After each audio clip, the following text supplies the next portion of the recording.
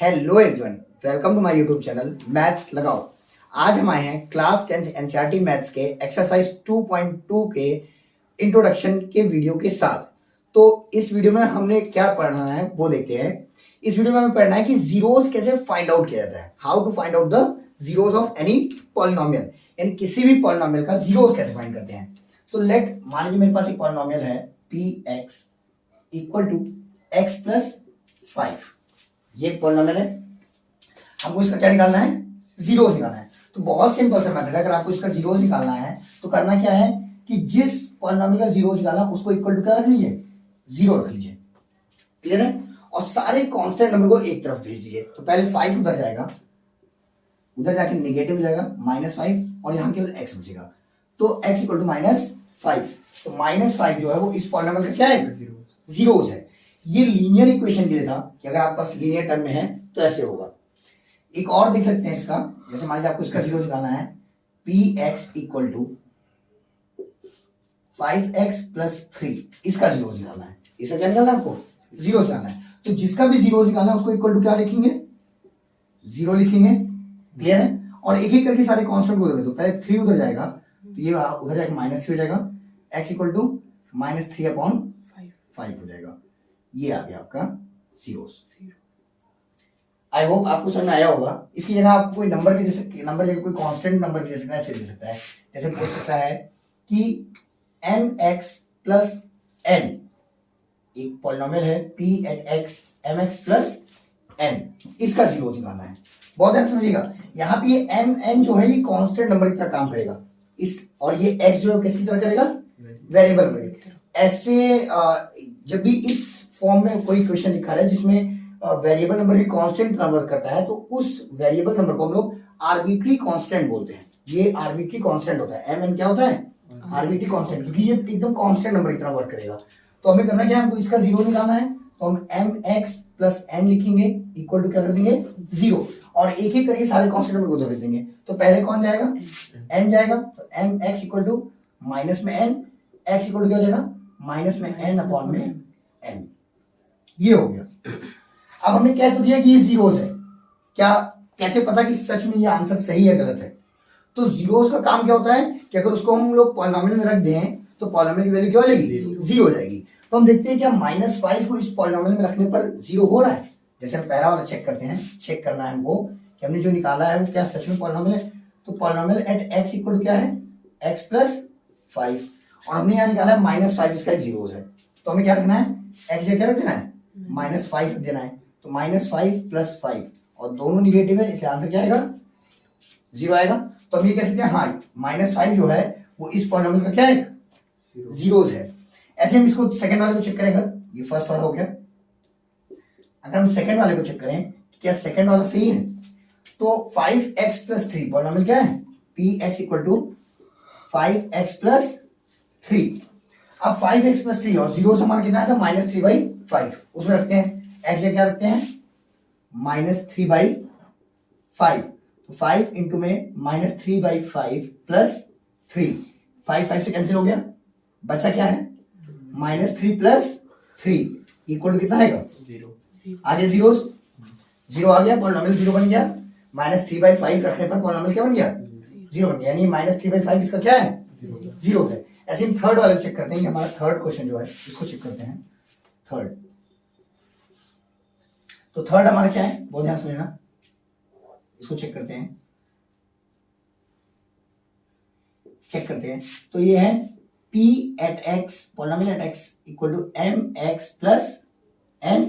हमने x से क्या रख दिया, -n अपॉन में m रख दो, m इंटू में -n अपॉन में m, m से कैंसिल प्लस n, क्या बचा, -n प्लस n, और ये कैंसिल हो क्या देगा, जीरो। एक पॉजिटिव एक नेगेटिव कैंसिल हो जाएगा, जीरो देगा, यानी -n/n भी इसका क्या है, जीरो है। तो इस तरीके से हम लोग किसी भी लीनियर पॉलिनोमियल का जीरोस निकाल सकते हैं। अब हम देखेंगे कैसे हम किसी क्वाड्रेटिक पॉलिनोमियल का जीरोस निकालते हैं। क्लियर है। Before that pause the video and note it down. जैसा कि हमने देखा है किस तरह से हम लोग लीनियर पॉलिनोमियल का जीरोस निकालते हैं, ठीक है। अब हमें एक क्वाड्रेटिक पॉलिनोमियल दिया हुआ है, क्या दिया हुआ है, क्वाड्रेटिक पॉलिनोमियल।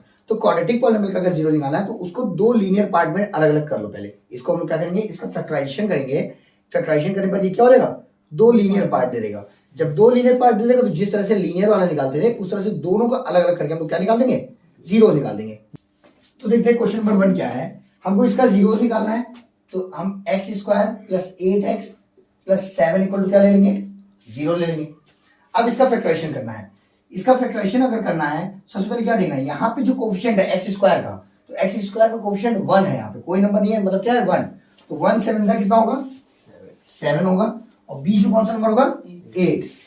तो होगा क्या, दो ऐसा नंबर सोचना है कि मल्टीप्लाई करने पे पीछे वाला आना चाहिए, यानी 7 मल्टीप्लाई करने क्या आना चाहिए 7, और ऐड करने क्या आना चाहिए। क्यों ऐड करने पर, क्योंकि पीछे किसका साइन है, प्लस का साइन है। तो ऐसा दो नंबर सोचना है कि मल्टीप्लाई करने 7 और प्लस करने क्या है 8 है। तो हम लिख सकते हैं 7 1 और 7 और 1 8, ये हो सकता है। अब 8 को रिप्लेस कर देना है 7 प्लस 1 से, बाकी चीज को एज इट इज लिख देना है। यहाँ पे x है इसलिए दोनों में x लग जाएगा, 7x प्लस 1x को x लिखेंगे प्लस 7 इक्वल टू 0। अब पेयर बनाना है। इस पेयर में क्या चीज दोनों कॉमन है, x। इस पेयर में दोनों में x कॉमन है, x बाहर निकलेगा, यहाँ बचेगा x और यहां से x निकलेगा, बचेगा 7। इन दोनों पेयर में कुछ कॉमन मिल रहा है नहीं। जब कोई चीज कॉमन ना मिले तो 1 लिखते हैं और बाकी चीज को as it is x plus 7 equal to 0। हमारा क्वेश्चन सही है गलत है इसी पेयर पर जाएगा। अगर दोनों पेयर सेम आ गया तो आंसर क्या है, सही जा रहा है। तो x प्लस 7 एक बार लिख लो, बचे क्या x प्लस 1 इक्वल टू 0।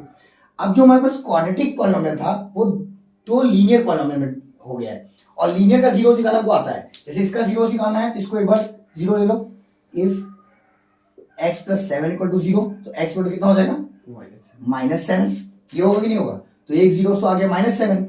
और एक क्या लेंगे, if x plus 1 equal to 0, if x plus 1 equal to 0 then x equal to क्या आएगा, -1 हो गया। तो ये आपका क्वाड्रेटिक पॉलिनोमियल था और ये दोनों क्या हो गए, जीरो निकल गए। बहुत ध्यान समझना है। अब ऐसे हम सेकंड क्वेश्चन को देखते हैं कि सेकंड क्वेश्चन का कैसे निकलेगा। सेकंड क्वेश्चन का निकालना है तो इसको भी हम लोग क्या लेना है, 3x square plus 4x minus 4 equal to क्या ले लेंगे, 0 ले लेंगे। ये क्वाड्रेटिक है, इसको पहले किसमें चेंज करेंगे, लीनियर में। और लीनियर में चेंज करने के लिए इसका हमको क्या करना होता है, फैक्टराइजेशन करना होता है। तो फैक्टराइजेशन करने क्या करना है, इन दोनों साइड में मल्टीप्लाई, 3 4 का कितना होगा 12, और बीच में क्या है 4। अब दो ऐसा नंबर सोचना है कि मल्टीप्लाई करने में 12 है और पीछे किसका साइन है, और माइनस करने में कितना है 4 है। तो ऐसा कोई नंबर, तो 6 2 12 और 6 माइनस 2 कितना होता है 4। क्लियर है। अब ये 4 को हम लोग 6 माइनस 2 से क्या कर देंगे, रिप्लेस कर देंगे। तो यहां लिखेंगे 3x स्क्वायर प्लस 4 की जगह क्या लिखेंगे 6x माइनस 2x। क्यों, क्योंकि वहां 4 था और यहाँ 4x है। Clear, minus 4 equal to 0। अब ध्यान देखो इन दोनों क्या कॉमन मिल रहा है, x कॉमन मिला है। और नंबर में अगर देखा जाए तो 3 भी कॉमन है, क्योंकि 3 1 3 और 3 2 6, तो 3 दोनों में आएगा, 3 कॉमन मिलेगा। यहां से 3 निकल गया और x निकल गया तो केवल x बचेगा, प्लस यहां से x निकला, x तो बचेगा नहीं, 3 2 6। अब इन दोनों पेयर में लिखो, पेयर में सबसे पहले तो माइनस कॉमन मिल रहा है क्योंकि दोनों में क्या है माइनस है। अब देखिए 2 और 4, तो 2 दोनों में कौन मिलेगा, 2 निकल जाएगा। कोई भी नंबर है उसमें से -2 निकल जाएगा, इसमें -2 निकल गया, क्या बचेगा यहाँ पे केवल x बचेगा। और इसमें से माइनस निकला है तो ये नंबर तो पॉजिटिव हो गया, और 2 निकलेगा तो 2 2 4 2 बचेगा। हमने बताया अगर ब्रैकेट का नंबर सेम आ गया तो आंसर क्या जा रहा है, सही जा रहा है। तो अब ले लेंगे x प्लस 2 और 3x माइनस 2 इक्वल टू 0। ये हो गया, बहुत ध्यान से समझना। अब अगर हमको इसका 0 निकालना है तो एक बार किसको 0 लेंगे, x प्लस 2 को 0 ले लेंगे। तो x इक्वल टू कितना आ जाएगा -2, और एक बार इसको 0 ले लेंगे। If 3x minus 2 equal to 0 लेंगे तो 3x इक्वल टू कितना आएगा 2 आएगा, x इक्वल टू कितना आएगा 2/3 आ जाएगा। आई होप आपको दोनों क्वेश्चन समझ में आया होगा कि किस तरीके से हम लोग किसी भी लीनियर पॉलिनोमियल का जीरोस निकालते हैं और किस तरीके से हम लोग किसी भी क्वाड्रेटिक पॉलिनोमियल का जीरोस फाइंड आउट करते हैं। अच्छा, ये जो जीरोस निकले हैं बहुत ध्यान से समझना, 2 जीरोस निकले हैं। इन जीरोस को हम लोग अल्फा, फर्स्ट जीरोस को हम लोग क्या बोलते हैं अल्फा, और सेकंड जीरोस को क्या बोलते हैं बीटा। तो इसका एक जीरो जो है वो अल्फा जो है वो -7 है, और इसका जो बीटा है वो कितना है -1। ठीक इस तरह से इसको देखें, इसके भी दो जीरो होंगे, एक अल्फा होगा और एक क्या होगा बीटा। अल्फा कितना होगा -2 और बीटा क्या होगा 2/3, दो जीरोस आए हैं। तो ऐसा, और कोई जरूरी नहीं है कि दोनों जीरोस डिफरेंट ही आए, कभी कभी दोनों जीरोस कैसे आ सकते हैं सेम भी आ सकते हैं, कभी कभी दोनों जीरोस एडिटिव इनवर्स भी आ सकते हैं। तो वो डिपेंड करता है किस टाइप का क्वेश्चन है। आई होप आपको ये क्वेश्चन क्लियर हुआ होगा। So pause the video and note it down. जो हमारा नेक्स्ट टॉपिक है वो है relation between zeros and the coefficient of a quadratic polynomial. मतलब कोई भी क्वाड्रेटिक पॉलिनोमियल है उसके कोफिशिएंट और जीरोस में क्या रिलेशन होता है वो हम देखते हैं। जैसे मान लीजिए क्वाड्रेटिक पॉलिनोमियल है ax² plus bx plus c। ये क्या है क्वाड्रेटिक पॉलिनोमियल है एट x, यानी x का एक पॉलिनोमियल है ax² plus bx plus c। पहली चीज तो हमको ये जानना है कि इसका कोफिशिएंट क्या है। तो कोफिशिएंट जो इसका होता है, कोफिशिएंट जो होता है इसका वो होता है a b और c। x² का कांस्टेंट टर्म, x का कांस्टेंट टर्म और कांस्टेंट टर्म, ये a b c जो है ये कोफिशिएंट होते हैं। क्लियर है। और इसके जो दो आंसर आते हैं, आंसर जो दो आएंगे उसी को हम लोग क्या बोलते हैं जीरोस। इसके दो ऐसे आंसर जिसका वैल्यू इसमें पुट ऑफ करने पर ये क्या दे देता है जीरो दे देता है। तो अभी हमने बताया था कि इसके जो जीरो होते हैं उनको हम लोग क्या लेते हैं अल्फा बीटा। क्या लेते हैं अल्फा और बीटा। तो हमको ए बी सी और अल्फा बीटा में क्या दिखाना है रिलेशन पता करना है कि क्या रिलेशन होता है। तो सिंपल सा है कि दोनों जीरोस का सम, दोनों जीरोस का सम जो होता है वो -b/a की क्या होता है इक्वल होता है। और दोनों जीरोस का जो प्रोडक्ट होता है, दोनों जीरोस का जो प्रोडक्ट होता है अल्फा इंटू बीटा वो c/a की क्या होता है इक्वल होता है।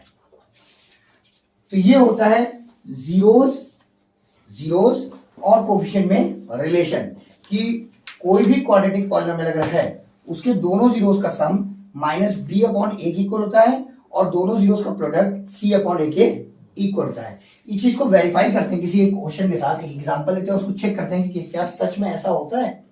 तो हम एक एग्जांपल ले रहे हैं, एग्जांपल में ले रहे हैं मान लो 9x² प्लस यहाँ पे ले 9 2 18, 6 3 18 एंड 9x। क्लियर है। ये एक पॉलिनोमियल है, ये एग्जांपल ले रहे हैं पॉलिनोमियल एट x। पहले हम इसका जीरो निकालें, ठीक है ना। इसका जीरो निकालने क्या करना है 9x² plus 9x plus 2 equal to क्या लेना है जीरो लेना है। अभी बताया गया है कैसे जीरो निकालते हैं, इसको लीनियर टर्म में तोड़ करके ब्रेक डाउन करेंगे लीनियर टर्म में। उसके बाद लीनियर टर्म का जो जीरो होगा, दो लीनियर टर्म मिलेगा, दोनों लीनियर टर्म का जो जीरो होगा वो इसका जीरो होगा। तो हम निकालते हैं, पहले क्या करना है 9 2 18 और बीच में क्या है 9। दो ऐसा नंबर सोचना है कि मल्टीप्लाई करने पे 18 आए और पीछे प्लस का साइन है, प्लस करने पे 9। तो 6 3 और 6 और 3 प्लस करेंगे कितना आएगा। तो 9 को रिप्लेस करेंगे किससे 6 प्लस 3 से, बीच वाले टर्म को रिप्लेस करते हैं। तो 9x² plus 6x plus 3x plus 2 equal to 0 होगा। अब पहला पेयर देखो क्या कॉमन मिल रहा है, x तो सीधे सीधे कॉमन है पहले पेयर में, ठीक है ना। 9 और 6 अगर देखो दोनों 3 का टेबल में आते हैं, दोनों 3 टेबल में आते हैं, 3 कॉमन होगा 3x। यहां पर देखो 3x प्लस 3 2 6। अब इस पेयर देखो x इसमें लेकिन इसमें नहीं है, 3 इसमें नहीं है और 2 इसमें है तो 2 इसमें नहीं है, समझ आ रही नहीं। तो इसमें कुछ भी कॉमन मिला है तो लेंगे +1 और अंदर क्या बचेगा 3x प्लस 2 इक्वल टू 0। देख सकते हैं ब्रैकेट नंबर सेम आ गया, यानी आंसर सही जा रहा है। तो 3x प्लस 2 एक बार रहेगा और 3x प्लस 1 एक बार रहेगा इक्वल टू 0।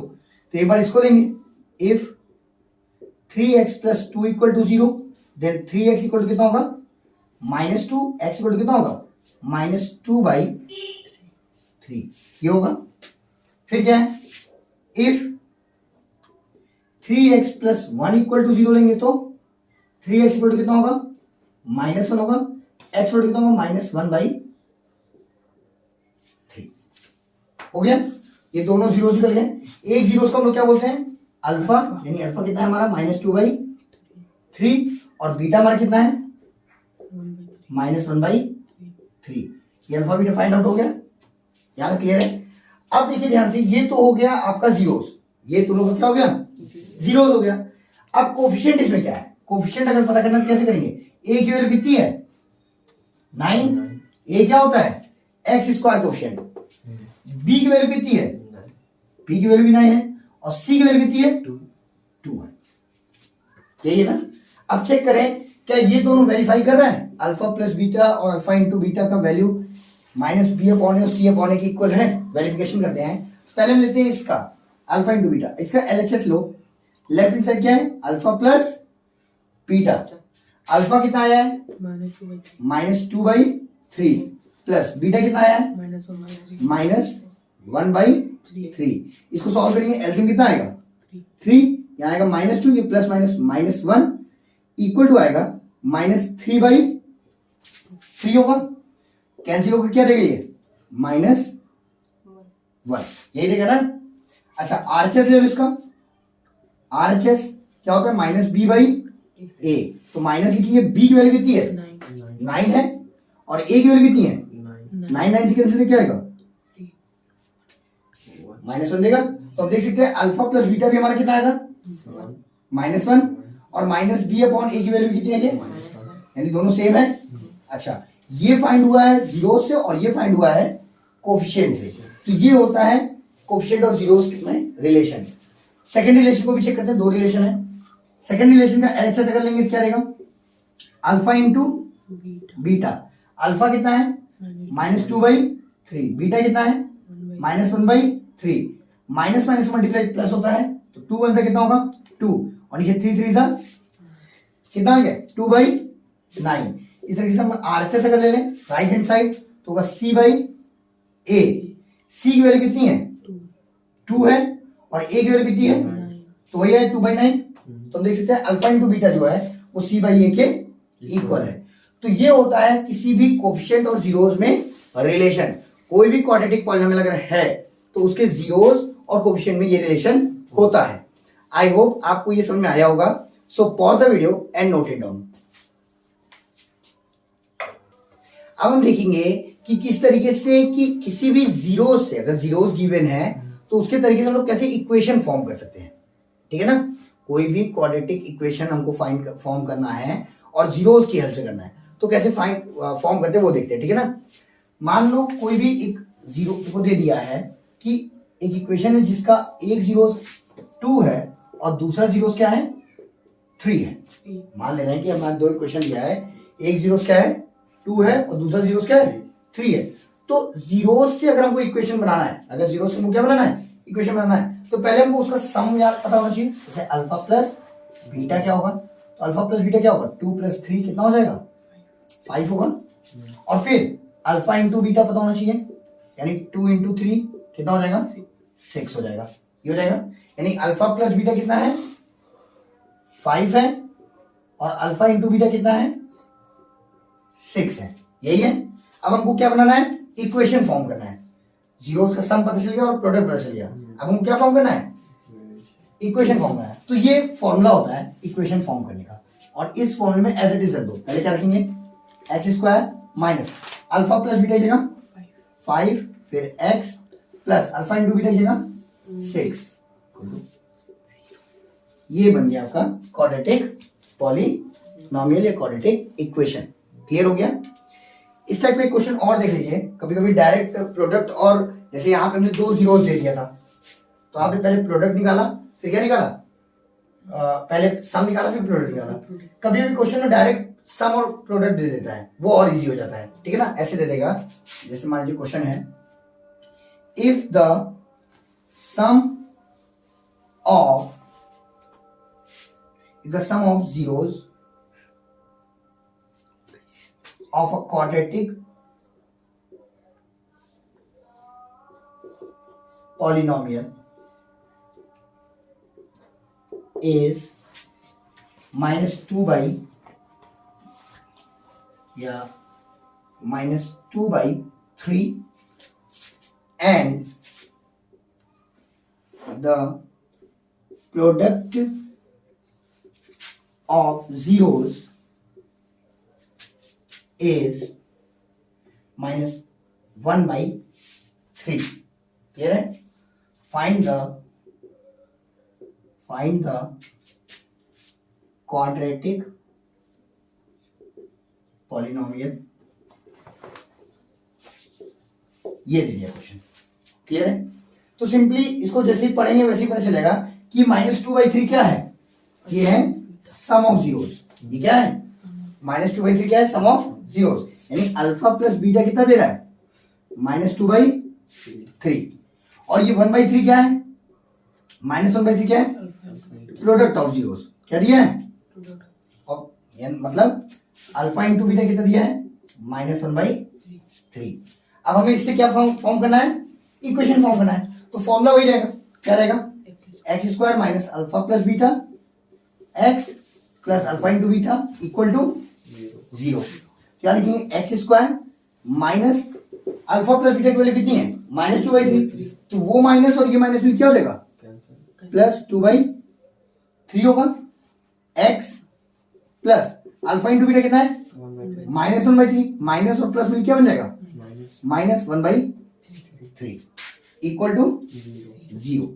अब इसको हम लोग जनरल फॉर्म में ले जाएंगे। जनरल फॉर्म हमारा कैसा होता है? हमने बताया था ax² plus bx plus c equal to 0। ये जनरल फॉर्म है, ये इंट्रोडक्शन वीडियो में बताया गया है। ठीक है? उस फॉर्म में हमको लिखना है। तो उस फॉर्म में लेंगे क्या करना है? एलसीएम ले लेना है 3, इस नीचे 1। तो 1 3 सा 3, 3 1 सा 3, 3x²।